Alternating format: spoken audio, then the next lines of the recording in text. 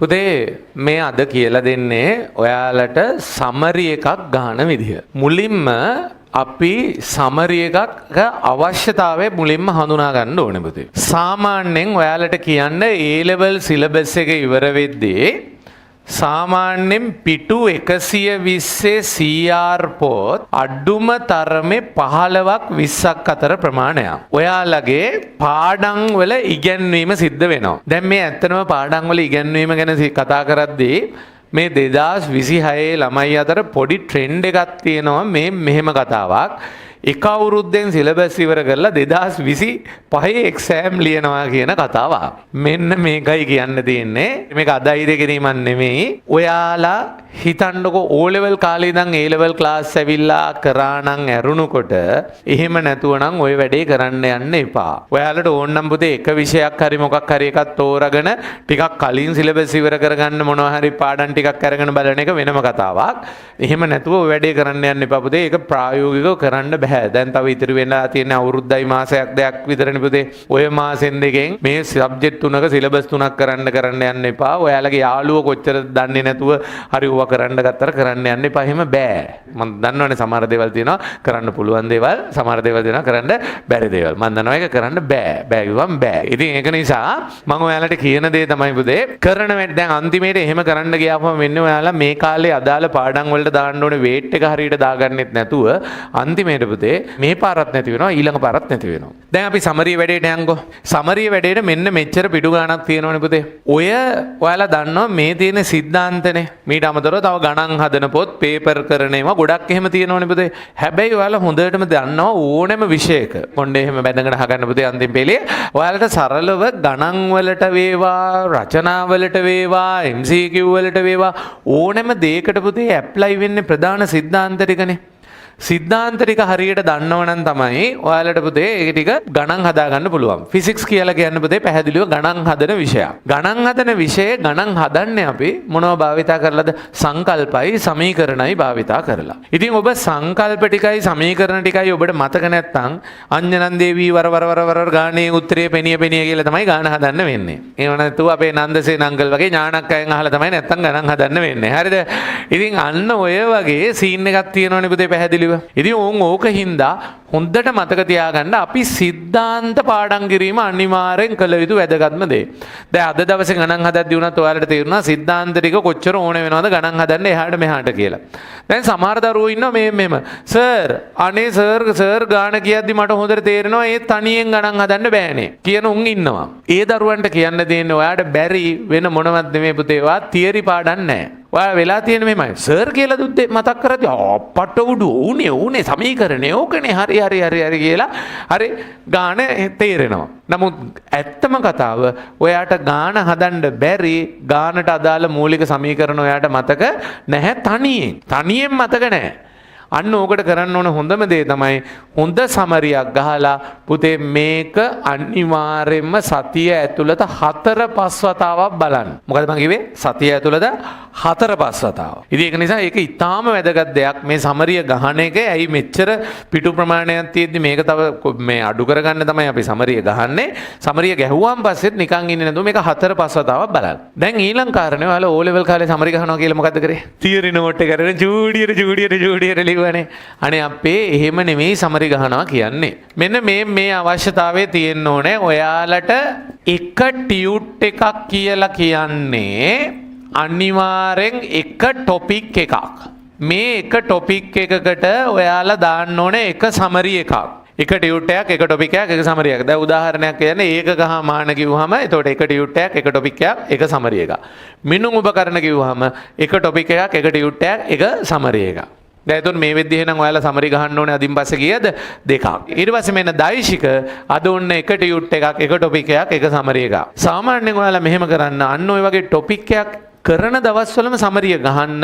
ඊට පස්සේ ටොපික් එක අවසන් වුණාම පස්සේ වෙනම අවසානයේ සමරියක් ගහන්න. ඒක තමයි ඊට පස්සේ ඔයා දිගටම පාවිච්චි කරන්න. හැබැයි හොඳට මතක තියාගන්න ඔයා සමරි ගැහුවා කියලා මුලින් සමරි නෝට් එක බලන්න කීප වතාවක් ඊට පස්සේ පුතේ ආයෙ නැවත තියරි නෝට් එක බලන්න සමරියේ මොනවා හරි අඩුපාඩු තියනවාද කියලා. එහෙම නැතුව සමහර වෙලාවට සමහර ළමයි ඉන්නවා පුතේ සමරිය ගහනවා. ඒකේ වැදගත් දැන් උදාහරණයක් අර විශාලත්වයෙන් සමාන දෛශික දෙකක සම්ප්‍රයුක්තය අර අපිට රොම්බසෙන් ගන්න පුළුවන්.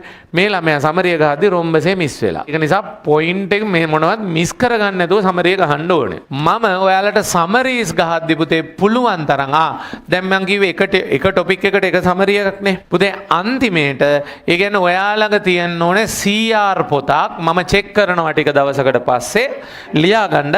අද දැන් මම මේක කිව්වම පස්සේ ඔයාලා ඊළඟ සතියේදී අනිවාර්යෙන් ෆිසිකල් වේවා ඔන්ලයින් වේවා දැන් කියන්නේ අද ඔන්ලයින් ඇවිල්ලා ඊළඟ සතියේ ෆිසිකල් එන ඕනෙම කෙනෙකුට ඊළඟ සතියේ අනිවාර්යෙන්ම දෛශික සමරිය තිබිය යුතුමයි. දෛශික සමරිය තිබිය යුතුමයි. ඒක නිසා හැමෝම අනිවාර්යෙන් දෛශික සමරිය ගහන්න ඕනේ ඊළඟ සතියේදී. මෙහෙමයි සාමාන්‍යයෙන් පිට 120 ගන්නකො. පුතේ මෙන්න මෙහෙමයි කරන්න ඕනේ. පිටුවේ එක පැත්තක. ඒ කියන්නේ ඉදිරිපස පෙරලෙන පැත්තේ ඒ කියන්නේ දකුණු අත පැත්තේ කියලා හිතන්නකො.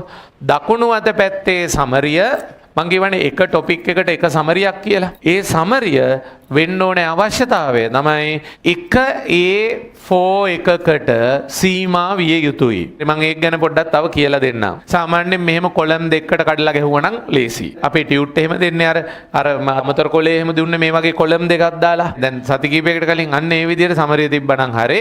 එතකොට මේක පිටුවේ දකුණු පැත්ත කියන්නේ මේ පෙරලෙන පැත්ත. ඒකේ අනිත් පැත්ත තියෙනවනේ. ඒ අනිත් පැත්ත තියාගන්න MCQ points වලට. එහෙනම් දැන් දෛශික සම්බන්ධව මේක දකුණු අත පැත්තේ සමරිය ගැහුවා අනිත් පැත්තේ තියාගන්න MCQ points. එතකොට තව මාසයක් විතර යද්දී ඔයාලා ළඟ සමරිය තියෙන්න ඕනේ. මිනුම් උපකරණවල සමරිය, ඊට පස්සේ ඒකක මානවල සමරිය, ඒකක මාන නැහැ එතන සමරිය ගැහුවත් එක නැත්නම් ගොම් පාටයක් වගේ. ඊට පස්සේ මෙන්න දෛශිකවල සමරිය. මේ වගේ පිටුවක සමරිය ගහනවා. මේ සමරිය ගහලා ඒකේ අනිත් පැත්ත තියන්න MCQ points. හරි මොන හරි MCQ කරද්දි මොන හරි ඉගෙන ගත්ත අලුත් දේවල් ඉගෙන ගත්තොත් පුතේ ඒකේ අනිත් පැත්තේ ලියන්න. එතකොට මාතෘකාවෙන් මාතෘකාව පුතේ සමරි ගහගන්න. පුතේ මෙහෙමයි. මම මේක කොච්චර කිව්වත් ඔයාලා අයියෝ කුවිල සර් කවුද මට හරි මම ඒ කාලේ පළවෙනියනේ මට ඕනේ නෑ සමරි අන්න ඔහොම කියලා හිතාගෙන ඉන්න ඕන තරම් දරුවෝ ඉන්නවා. ඒ දරුවෝ අන්තිම දවස්වල මොකද වෙන්නේ සමරිය ළඟ ඉන්න යාළුවගෙන් ඉල්ලා අපෙන් ඉල්ලා හෙන දඟලනවා. දැන් මම ඔයාලට කියලා දෙන්නම් සමරිය. හරි මම දැන් ඔයාලට කිව්වා එක ටොපික් එකකට එක සමරියක් ගහන්න ඕන. උදාහරණයක් තමයි දෛශික. ඒක එතකොට එක පිටුවකට තමයි අනුගත වෙන්න ඕන.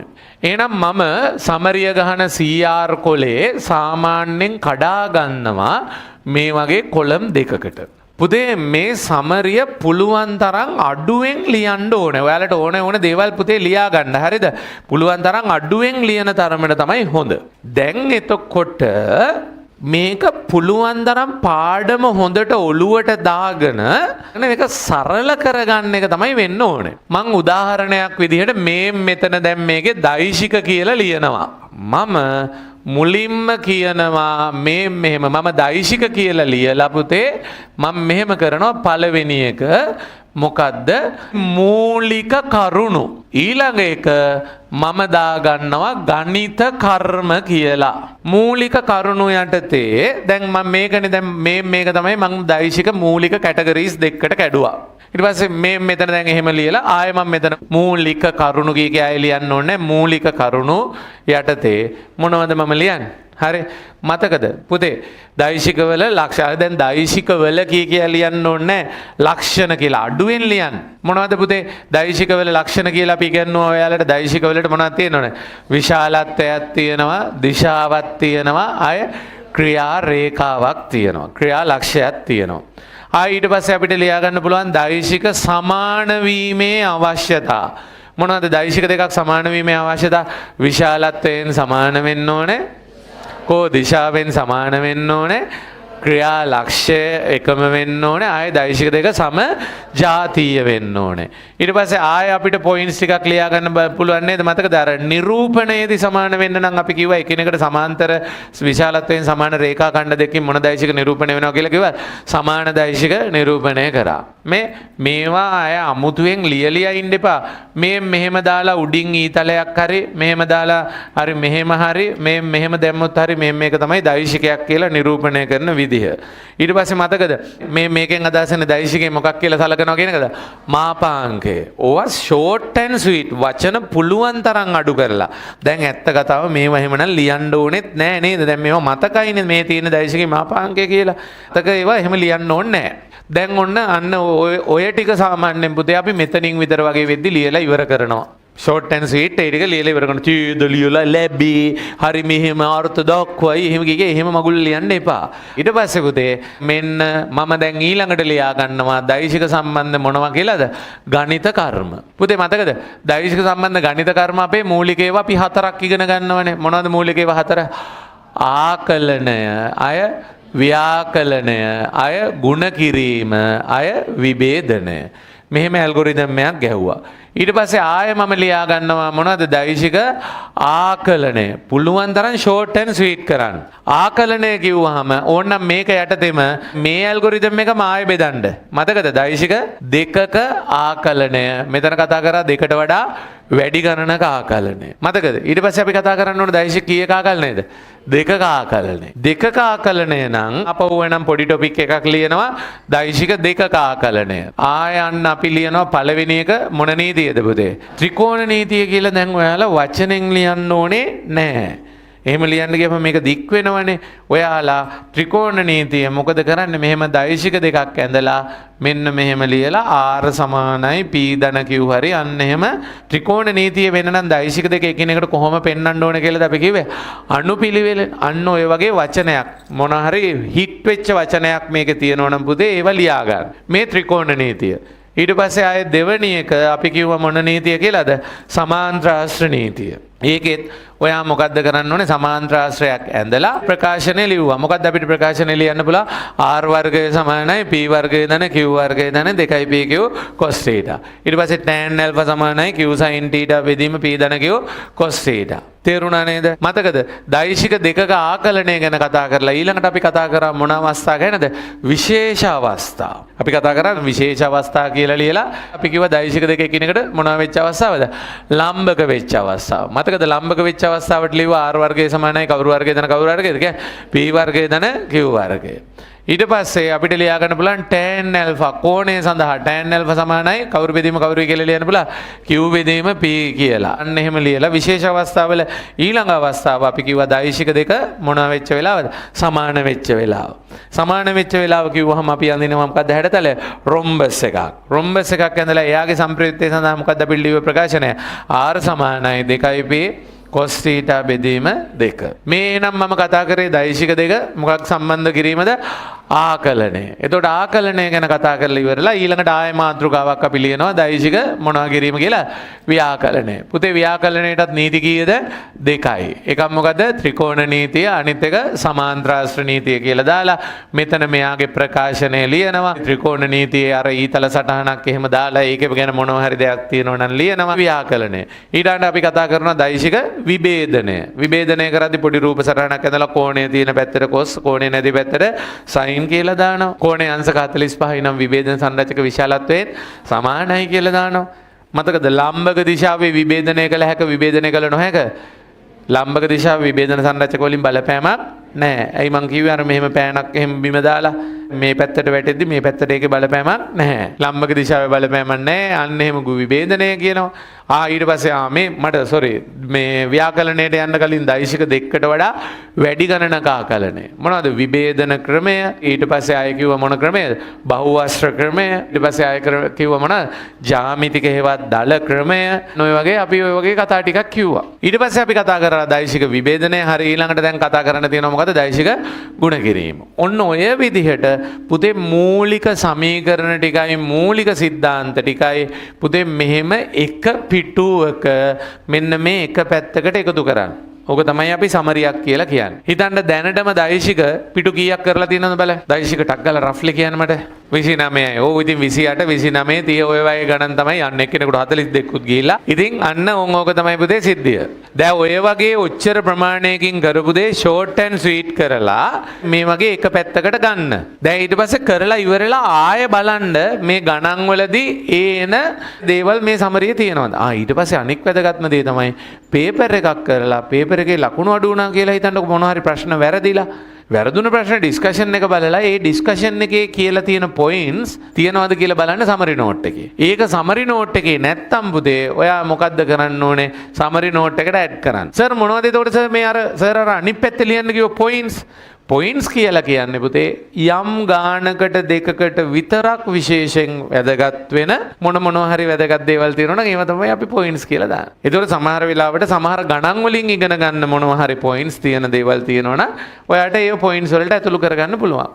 එහෙම නැත්නම් සමරියටත් දාගන්න පුළුවන්. මේක අපි ඔයාලගේ අයියලක් කළාට අපි ගහලා දුන්න සමරීස් එහෙම තියෙනවා. ඒවා අපේ වෙබ්සයිට් එකේ එහෙම තියෙනවා. නෑ ඒවා හොයන්න යන්න එපා දැන්. මුලින්ම ඔයා මේකේ සමරියක් ගහන්න ප්‍රගුණ කරන්න. එනවා ඔයාලට තේරෙනව නේද සමරියක් ගහන්න කලින් ඔයාලට අදාළ පාඩම ගැන හොඳ අවබෝධයක් තියෙන්න ඕනේ. ඒක නිසා මම ඔයාලට කියන්නේ මෙහෙමයි සතිපතා ඔයාලා නිකං කොළවල සමරිය ගහන්න. ඊට පස්සේ පාඩම ඉවර වුණාට පස්සේ ඒත් නිකං කොළයක සම්පූර්ණ සමරිය ගහලා සතියක් දෙකක් ගියාට පස්සේ ගණන් එහෙම ඊවිනින් බූස්ටර් එහෙම හදලා පාඩම ටිකක් හොඳට පුළුවන් වෙනවනේ පුතේ. පුළුවන් වුණාට පස්සේ මේ පොතට හරි සමරිය ඇතුල් කරන්න. ඒ සමරිය ඇතුල් කරන්න කලින් පුතේ අපේ වෙබ්සයිට් එකේ තියෙන සමරියකුත් පොඩ්ඩක් බලන්න. එතකොට ඔයාලට මොනවා හරි මිස් වෙලා තියෙනවා නම් පුතේ මේ කරගන්න පුළුවන්. මම කියන මෙන්න මේ කතාව හොඳට තේරුම් ගන්න. ෆිසික්ස් කියලා ගණන් හදන විෂය ගණන් හදන්නේ මොනව භාවිතා කරලාද? සංකල්පයි සමීකරණයි. මොනවද මේ අපි සමරිය දාගත්තේ? සංකල්පයි සමීකරණ. ඔය ටික අනිවාර්යෙන් 5 වතාවක් 10 වතාවක් බලන්න. බලපුවම පස්සේ පුතේ මොකෝ වෙන්නේ? වැඩේ නියමිතම හරියනවා. මෙන්න මෙහෙම එක්සෙප්ෂන් උත් ඉන්න පුළුවන්. මට නම් මෙතුවක් කාලයකට සාමාන්‍යයෙන් ඔය මෙඩිසින් ගියපු ඉංජිනේරින් ගියපු අයගෙන් බහුතරය සමරීස් ගැහුවා කියන කතාව කිව්වා. එකම එක අයියෙක් ඇරුණුකොට ඒ අයියා දැන් උදාහරණයක් විදිහට ගිය පාර අයිලන්ඩ් 3 හිටපු අයියත් සමරි ගැහුවා. ඊට කලින් අවුරුද්දේ අයිලන්ඩ් 5 හිටපු අයියා ඒ අවුරුද්දේ අයිලන්ඩ් 3 හිටපු අයියත් සමරි ගහලා තියෙනවා. ඊට කලින් අවුරුද්දේ හිටියා කළුතර දිස්ත්‍රික්කේ පළවෙනියා වෙච්ච අයියා කෙනෙක් එයා අයිලන්ඩ් 5 ඒ අයියා කිව්වා එයා සමරීස් ගැහුවේ නැහැයි කියලා. මොකද ඒකට හේතුව එයාට තියෙනවා පොඩි විශේෂ හැකියාවක්. එයාට ඕනෑම දෙයක් අහපු ගමන් මතකයිලු. බැයිද සර් අපිටත් එහෙම ඉල්ලගන්න නේද? හරිද? එයා ජෙනෙටිකලි ඒක හැටි පුතේ. එයාගේ තාත්තා විශේෂඥ වෛද්‍යවරයෙක්. ඉතින් එයාගෙත් සමහරලාවට ඒ හැකියාව තියෙන්නේ නැති. අර දරුවට සාමාන්‍යයෙන් ඕන දෙයක් අහපු ගමන් එකපාරින් මතකයිලු.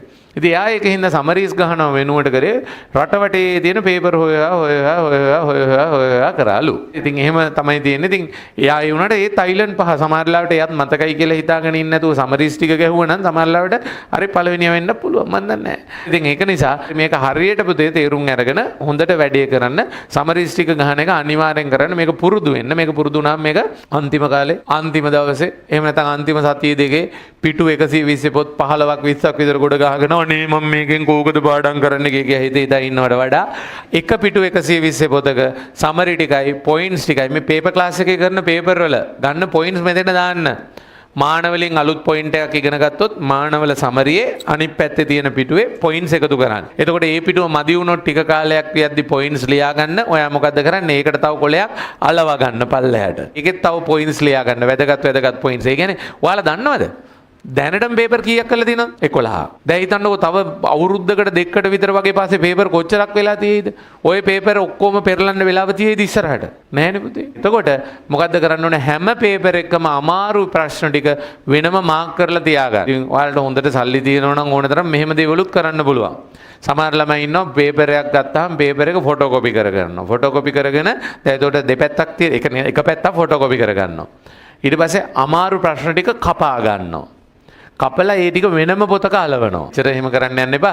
ඒ වෙනුවට ඒකෙන් ඉගෙන ගන්න තියෙන සිද්ධාන්තය වෙන් කරලා ගන්න ඔය ඔක්කොම පේපර් ටික පුතේ ආපහු නැවත බලන්න හම්බෙන්නේ නැහනේ. ඒක නිසා හොඳ ප්ලෑන් එකක්. දැන් මෙහෙමයි. මෙතන ඉන්න බල නැහැ. වැඳගෙන ඉන්න ඕනේ නැහැ පුතේ. එහෙම අවශ්‍ය නැහැ. මේ මෙතන ඉන්න පුළුවන් x සහ y කියලා ළමයි දෙන්නේ එකම බුද්ධි මට්ටම තියෙන. එක ළමෙක් පුතේ හරීම ලොජිකල් විදිහට කියලා දෙන විදියට හරියට වැඩ කරනවා. අනික් ළමයා සාමාන්‍ය සම්ප්‍රදායික ළමයෙක් විදියට වැඩ කරනවා. අනිවාර්යෙන් රිසල්ට්ස් එන දවසේ අඩ්ඩුම තරමේ දිස්ත්‍රික් රෑන්ක් 30-40ක වෙනසක් ඇති වෙනවාමයි. අයිලන්ඩ් රෑන්ක් අනිවාර්යෙන් 300-400ක වෙනසක් ඇති වෙනවාමයි.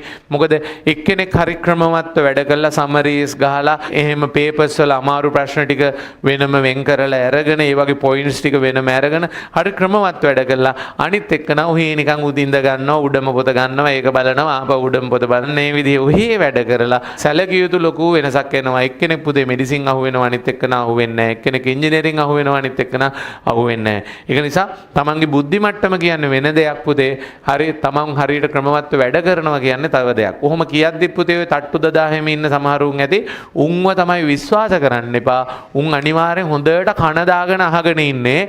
හරි අහගෙන ඉන්නේ. අහගෙන ඉඳලා ඕවා හොරෙන් ඕවා කරනවා ගිහිල්ලා. පව දෙන්න ළඟ ඉන්න ගව හරි ඕක තමයි පුතේ තියෙන සිද්ධිය.